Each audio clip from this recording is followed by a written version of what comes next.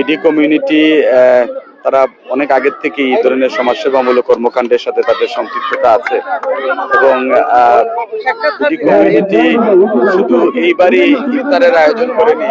BD community প্রতি বছরই সমাজের দুস্থ অবহেলিত মানুষদের জন্য তারা ইফতারের আয়োজন করে, এতিম স্কুলে তারা খাদ্য সামগ্রী বিতরণ করে, তারা আমাদের সমাজের যারা পিছিয়ে পড়া শিক্ষার্থী আছে তাদেরকে সহযোগিতার হাত প্রসারিত করে অনেকগুলো সামাজিক কর্মকাণ্ডের সাথে তাদের সম্পৃক্ততা আছে। আমরা মহান আল্লাহ রাব্বুল আলামিনের কাছে দোয়া করব আল্লাহ যেন তাদের এই মহতী উদ্যোগগুলোকে কবুল করেন এবং তারা আরো বেশি করে যাতে মানুষের পাশে থাকতে পারে।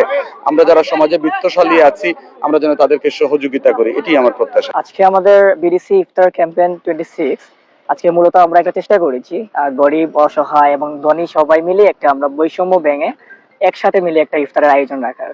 আর আলহামদুলিল্লাহ আজকে আমরা সাকসেসফুলি আমাদের আজকে অ্যারেঞ্জমেন্টটা করতে পেরেছি শুধুমাত্র আমাদের সকল ভলেন্টিয়ারদের একতা থাকার কারণে এবং আমাদের সকল এলাকার এবং সম্মানিত গেস্ট সবাই থাকার জন্য আমাদের আজকে ইভেন্টটি সুন্দর হয়েছে এবং সবার সাপোর্ট এবং সাহায্যের কারণে আমরা করতে পেরেছি আলহামদুলিল্লাহ। আজকে আমরা প্রায় 500 মানুষের ইফতারের আমরা ক্যাম্পেইনটা রেখেছি, তার মধ্যে প্রায় 200টা সিলেটের বিভিন্ন জায়গায় আমরা খুঁজে খুঁজে লিস্ট করে আমরা বিতরণ করেছি এবং এখানে আমরা প্রায় 300 সামথিং এর মতো আমরা 300 অধিক আমরা ইফতার একসাথে বসে আমরা ইফতার করছি এবং আমাদের নারীদের জন্য একটা বিশেষ ব্যবস্থা ছিল, আমরা তাদের নিয়েও আমরা একটা ইফতার আয়োজন করেছি। আপনারা তো জানেন সবাই স্টুডেন্ট হিসেবে এত বড় একটা আয়োজনের ফান্ডিংটা কিভাবে আসলে সম্ভব হয়?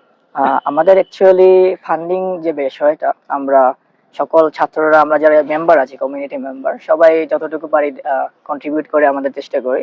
তারপরে কোনো জায়গায় দেখা যায় যে অনেক প্রবাসীরা আমাদেরকে সাপোর্ট করে এবং আমাদের যে মেম্বারদের রিলেটিভস নেইবার ফ্রেন্ডস আলহামদুলিল্লাহ হয়ে যায়।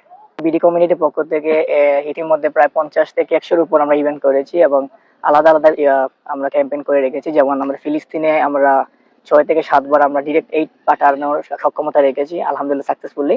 আর আমরা বন্যার সময় আমরা ডিস্ট্রিবিউশন করেছি খাবার পানীয় যত আইটেম আছে।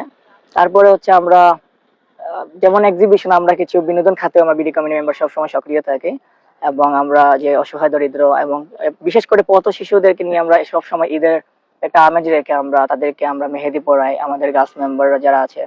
তারপর হচ্ছে আমাদের তাদেরকে আমরা কাপড় ডোনেশন অনেক কিছু আমরা করে থাকি।